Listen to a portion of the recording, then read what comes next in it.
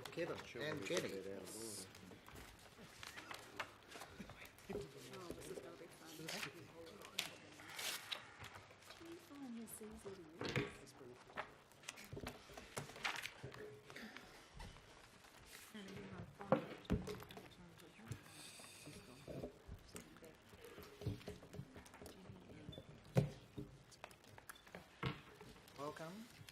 Welcome, Anne.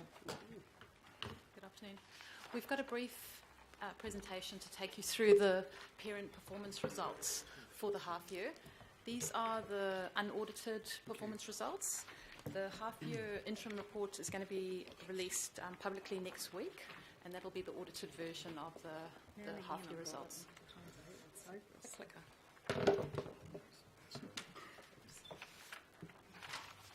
Okay. So just a reminder by way of introduction, this is for the parent entity. The CCOs will be presenting their performance results to the committee in March, and also the group consolidated financial results will be presented to the March committee as well. There's basically three key components of the report. We've got a section around the highlights and achievements. There's a section on the performance measure results for our service levels we're delivering to, and then an overall financial performance section. Also a number of appendices relating to different areas that councillors have expressed interest in the past. Economic section, treasury report, professional services, Lagoima piece, customer service information, and data management. And we have got some officers from the customer service area here to take any questions, as well as Ian's going to provide some information around the building control area. Okay, so the next slide just provides a bit of a snapshot of some of the key highlights in the report. There is about 2 or 3 pages of highlights for the quarter that we've summarised. And just the first one, there's the Albany swimming pool. Just mentioned that. That's obviously a big thing that's happened in the last quarter. Okay. Next slide summarises the service performance section. So here we're providing the results for our performance measures that we have in the long-term plan.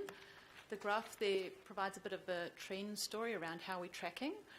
And you can see the second quarter there, we've got about 65% of the performance measures are achieving the targeted service levels or a result close to target.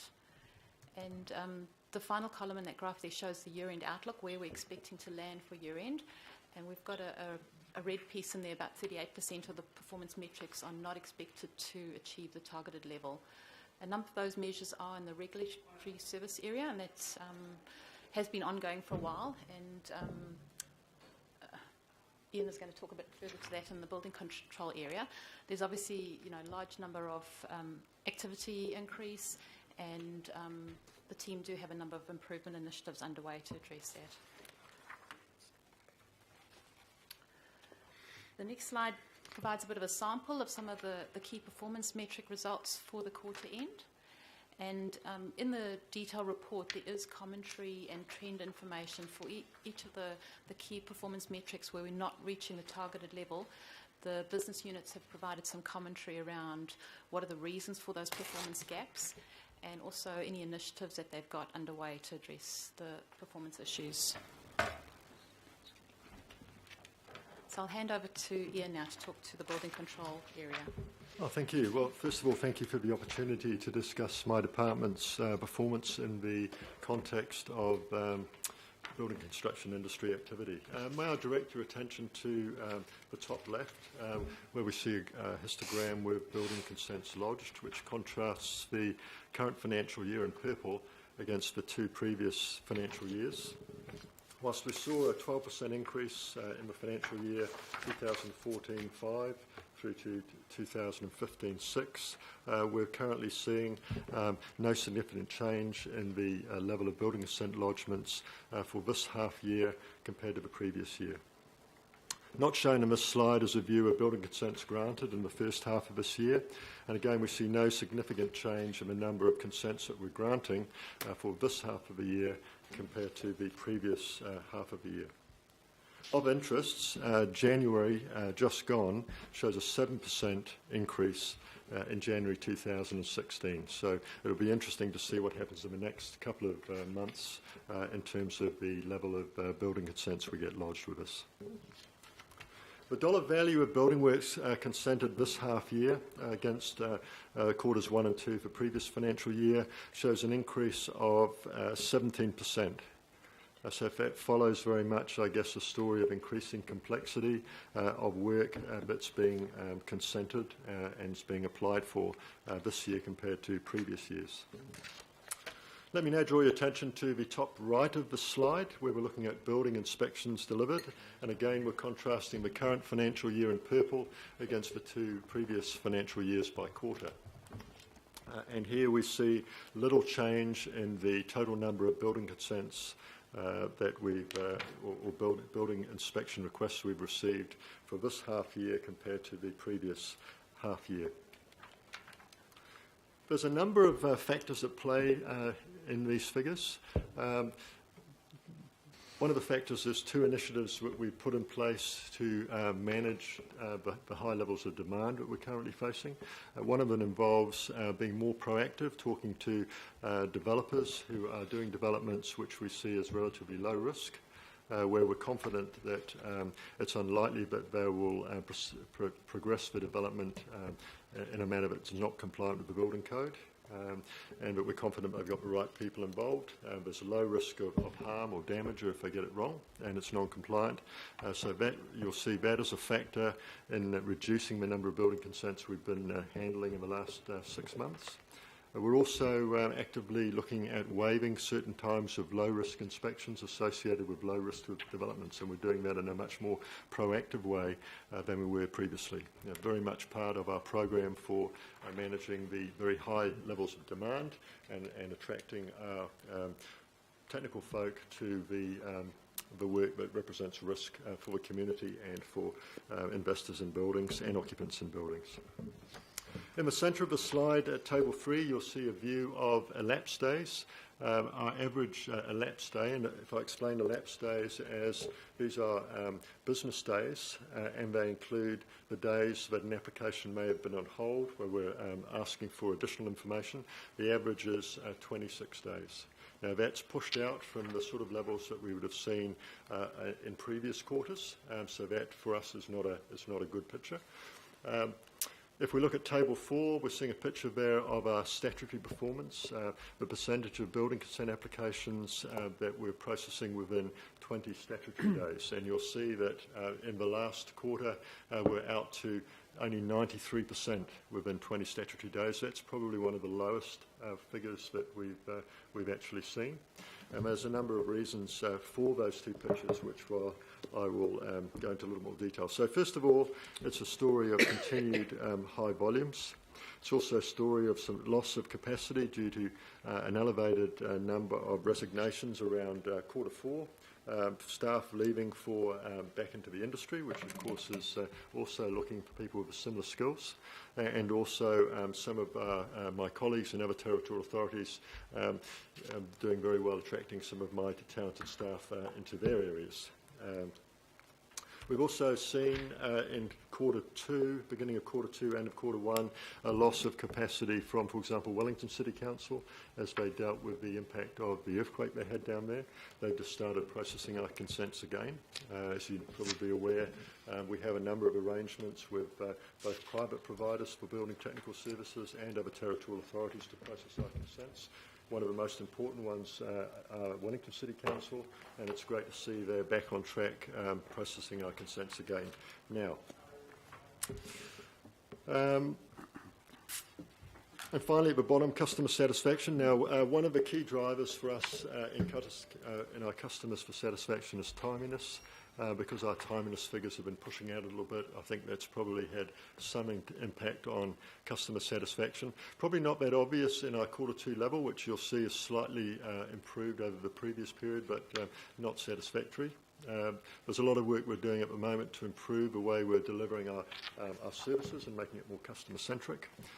And with your permission, I will just cover off some of what those key initiatives are. So first of all, in the people space, we've continued to make good use of our training schools. So some of you will be aware, probably a year and a half ago, we developed a training school, a 6-week pressure cooker course for people coming out of the industry into building control positions, so we could fast track their development and bring them on stream as fast as possible. We've been running those pretty much back to back over the last 12 months. This course, we've got 5 people who are from places other than Auckland Council who are paying to be part of that course, which I think is a good reflection of how valuable that course is seen to be in the marketplace. Give you an idea of, I guess, the amount of churn that we're seeing at the moment within building control. In the last half year, we've filled 66 positions, and we've had 47 vacancies. So that includes technical staff and non-technical staff, but it gives you an idea of the challenge, I guess, that the whole of the building construction industry faces at the moment in terms of ensuring that we hang on to our valuable people. We're constantly addressing our retention strategy, and we took some steps in the around about November to safeguard our people, and must say that that's been very successful in helping address some of the loss of skilled staff that we had seen to other territorial authorities and also out into the private sector. We put 65 people through a diploma in building surveying, which is one of the requirements we have now under legislation, is that anyone who makes technical decisions in relation to a building consent has the required qualification. So we've been putting our staff who may not have that qualification, or one of those qualifications, Bachelor in Architecture, Bachelor in Engineering, Masters in Engineering, through a diploma in building surveying, which we've developed with Skills New Zealand. That's working really well for us. We've also initiated some customer-friendly workshops as part of Customer Consenting Made Easy, which has been very well received by our people.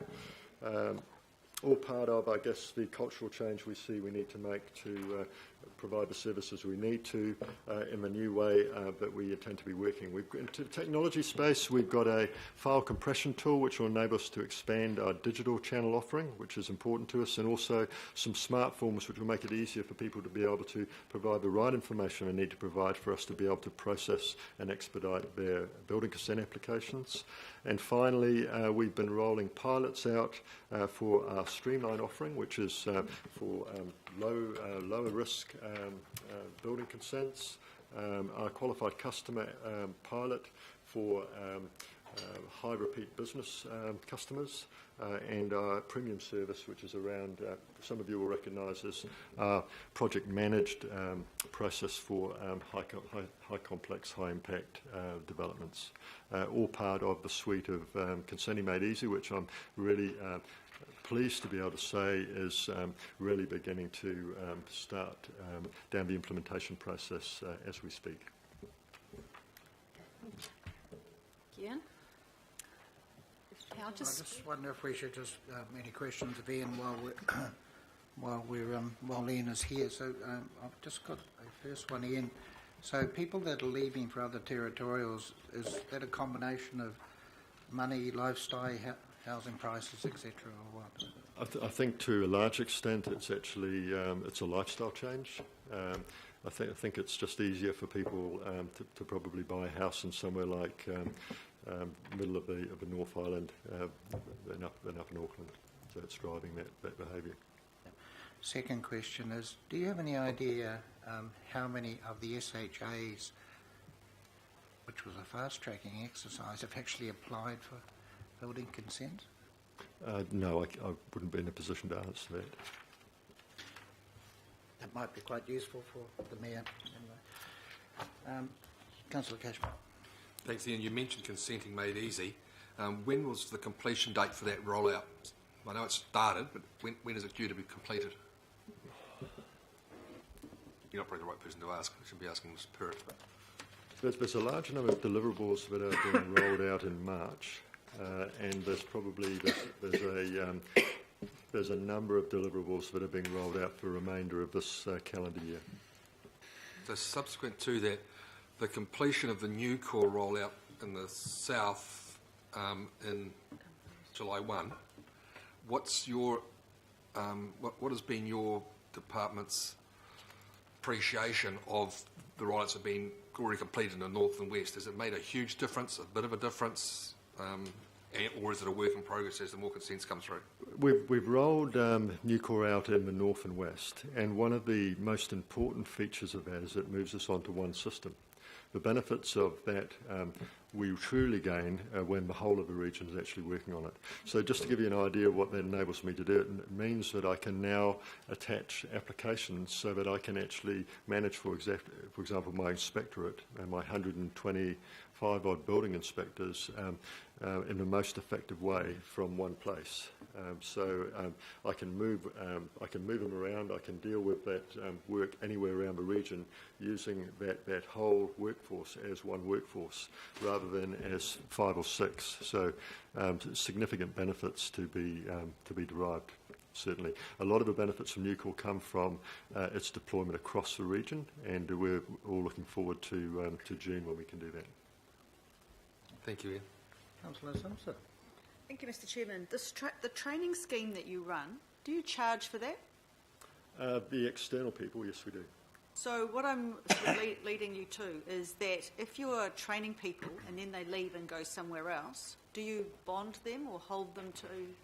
We're looking at bonding our internal staff now, yes, because that training school is Very successful, but we're training people for free and letting them go somewhere else. Okay, good. On that. And on the lapsed time, you know, that is a bit of a worry, isn't it? It's 5 weeks, and because